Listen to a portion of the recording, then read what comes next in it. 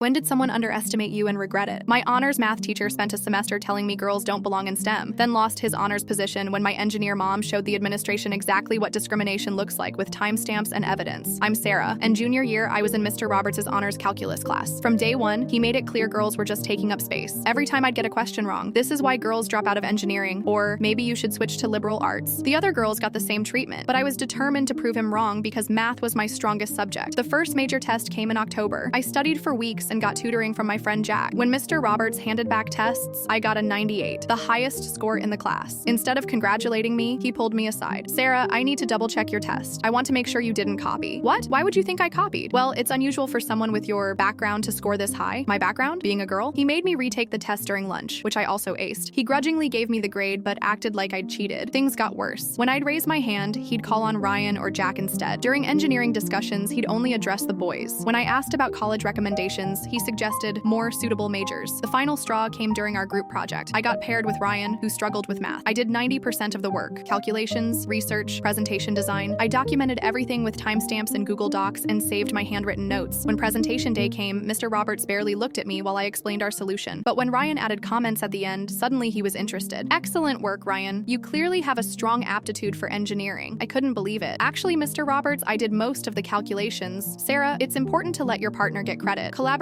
is about supporting the stronger students." That night, I told my mom, Nicole, everything. She's a senior software engineer at Boeing with 20 years of experience dealing with this nonsense. "Show me your documentation," she said. I showed her my notebooks, Google Docs history, and photos of my work. Mom spent an hour reviewing everything, getting angrier by the minute. "This is textbook discrimination. We're meeting with the principal tomorrow." The next morning, Mom marched into Principal Jesus Rodriguez's office with a thick folder. She'd organized all evidence chronologically, including edit histories and a summary of Mr. Roberts' comments with dates. "My daughter has been subjected to systematic gender discrimination," she told Rodriguez. "I have documented evidence of bias, grade questioning, and credit theft. This violates Title IX." Mom's facts spoke louder than emotion. Rodriguez reviewed the evidence, then called Mr. Roberts to the office. When Roberts saw us, his confident expression faltered. "Can you explain why you required Sarah to retake her test when she scored highest in class?" Rodriguez asked. "Can you explain why Ryan got full credit for Sarah's project work?" Roberts stammered about collaboration, but Mom cut him off. "I've been in engineering for decades. I know academic sabotage when I see it. I was transferred to Ms. Patterson's honors calculus class, where I finished with a 96 average. Mr. Roberts received mandatory bias training, but the real consequences came at year's end. Mr. Roberts was no longer teaching honors courses. He'd been demoted to general math classes." Several other parents came forward with similar stories about their daughters. The administration realized they had a pattern problem. Senior year, I took AP Calculus with Ms. Patterson and scored a 5. I'm now at MIT studying aerospace engineering, following Mom's advice. Document everything, trust your abilities, and never let anyone make you smaller.